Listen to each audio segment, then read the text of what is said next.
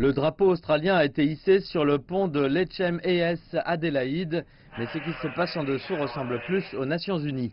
9 nations ont pris place à bord avec plus de 1000 femmes et hommes. La mission du jour n'a jamais été faite auparavant.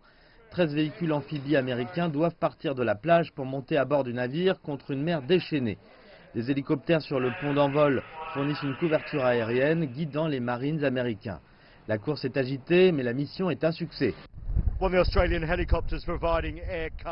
Et il y a un hélicoptère hors de l'eau. Et ce qui est incroyable avec des bateaux comme celui-ci, c'est que vous pouvez faire décoller un hélicoptère du sommet du bateau tout en faisant rentrer ou sortir des bateaux par le fond. Le navire peut tout faire et tout est contrôlé à partir d'ici. Le capitaine Jonathan Hurley garde un œil sur la mission. Le HMAS Adélaïde est le plus gros bateau de la marine australienne et c'est une occasion de montrer ce qu'il peut faire. Ça envoie, on a une capacité énorme ici, c'est une question d'influence, c'est une responsabilité mondiale ou régionale que nous exerçons ici. S'il s'agit de montrer du hard power, le fait de recevoir d'autres nations, de travailler avec les forces régionales et d'apprendre les uns des autres, c'est aussi du soft power.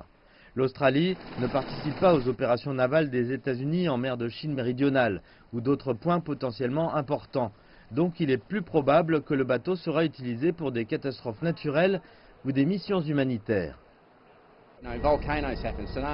Il y a des volcans, des tsunamis, des tornades aussi et des inondations et quand ça arrive c'est rapide et notre capacité de mobiliser les forces et la capacité d'aider les gens dans le besoin, c'est la clé de ce que nous faisons.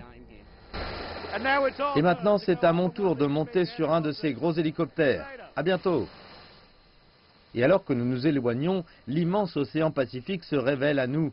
Et on ne peut qu'imaginer de quoi auront l'air les futures missions de l'Adélaïde.